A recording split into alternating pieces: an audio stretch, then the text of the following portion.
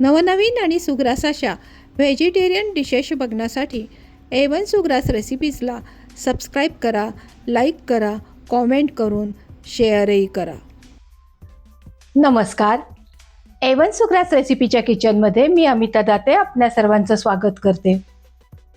आजचा पदार्थ अगदी लहानांपासून मोठ्यांपर्यंत आवडणारा असा आहे. आज आपण आंब्याची खोबरावडी, तुम्ही खोबरा बर्फीसुद्धा म्हणू शकता, ती करत आहोत. त्यासाठी भरपूर टिप्स सांगितलेल्या आहेत, त्यामुळे तुमची आंबा बर्फी कधीच बिघडणार नाही.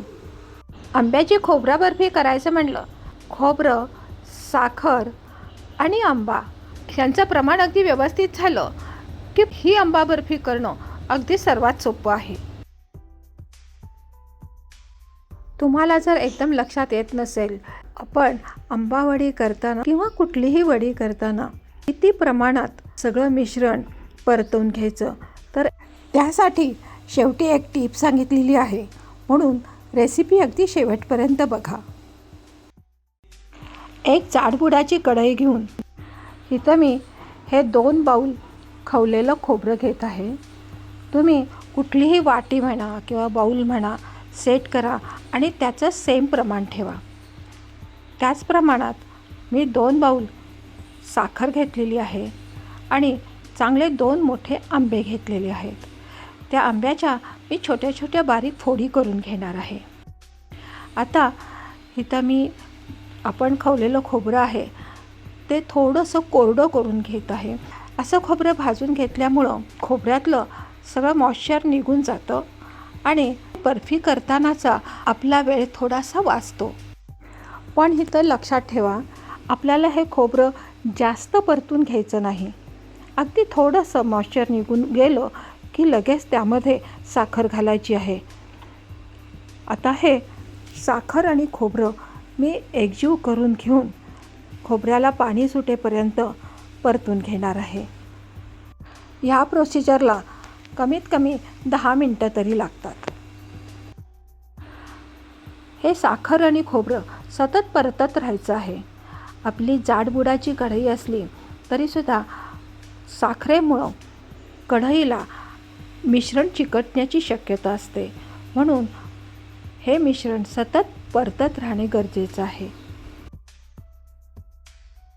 आता हे साखर आणि खोबरं अगदी छान एकजीव झालेलं आहे. त्यात मी एक अर्धी वाटी दूध घालणार आहे.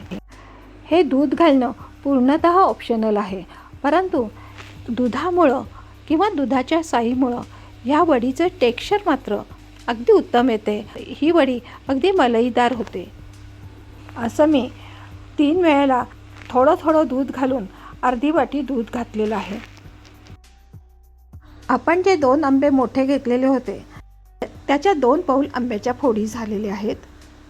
आता मी यामध्ये आंब्याच्या फोडी घालत आहे. तुम्हाला आंब्याचा रस घालायला आवडत असेल तर तुम्ही तोही वापरू शकता, परंतु आंब्याच्या फोडी मुद्दामून घातलेल्या आहेत, कारण बर्फी खाताना मध्ये मध्ये छोटे छोटे आंब्याचे तुकडे दाताखाली आले तर ती बर्फी अगदी मस्त लागते. हे मिश्रण परतत त्याचा एकजीव गोळा तयार करायचा आहे. त्यासाठी साधारण 15 ते 20 मिनटं हे मिश्रण संपूर्ण कोरडं व्हायला वेळ लागतो. थोडा वेळ गॅस मंद, थोडा वेळ गॅस मोठा, अशा पद्धतीने हे जर मिश्रण परतलं तर थोडंसं पटपट ह्या मिश्रणाचा गोळा होतो. थोडा गॅस मंद करून एकीकडे ह्या ट्रेला मी थोडंसं खालती तूप लावून घेत आहे. अगदी अर्धा चमचा तूप लावलं तरी पुरेसं आहे.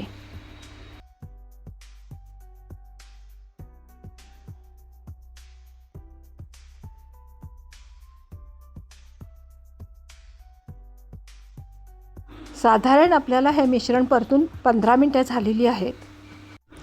हळूहळू यातला सगळा पाक आटत आलेला आहे. यातला पूर्ण पाक आटला की नाही हे बघण्याची एक साधी पद्धत तुम्हाला सांगत आहे. कढईमध्ये ह्या मिश्रणाला मध्ये एक खड्डा करून घ्यायचा. असे केल्याने मिश्रणातला सर्व पाक हा कढईच्या तळाशी यायला लागतो. मग आपल्या लक्षात येतं की यातला किती पाक आपल्याला आटवायचा आहे ते.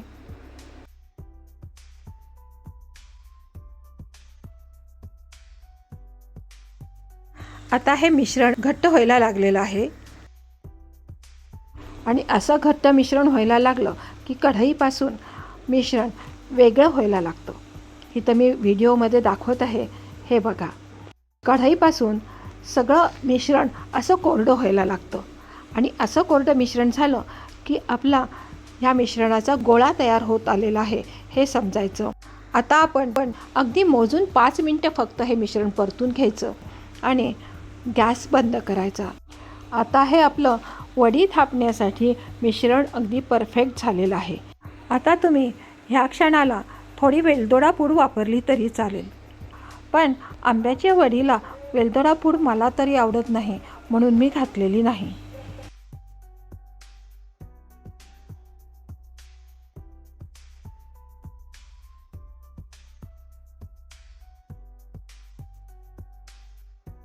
वडीवरती अशी एक प्लॅस्टिकच्या पेपरवरती वाटीने जर हे मिश्रण पसरून घेतलं तर वडीवरती हाताची बोटं दिसत नाहीत.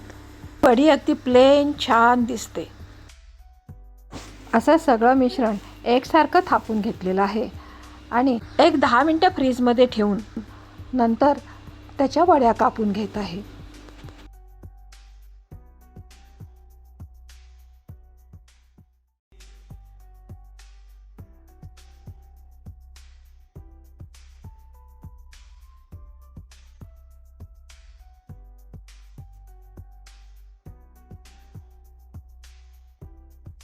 आपण जे दूध वापरतो किंवा साय घालतो त्याच्यामुळं वडी अगदी अशी मस्त तुकतुकीत दिसते.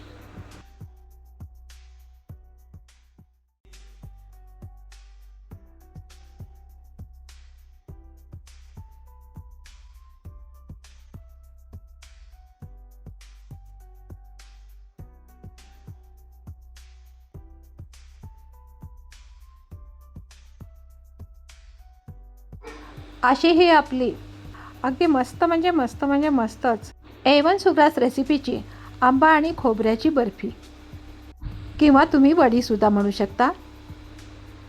पुन्हा भेटूयात अशी छानशी रेसिपी घेऊन. तोपर्यंत अमिता दातेचा बाय.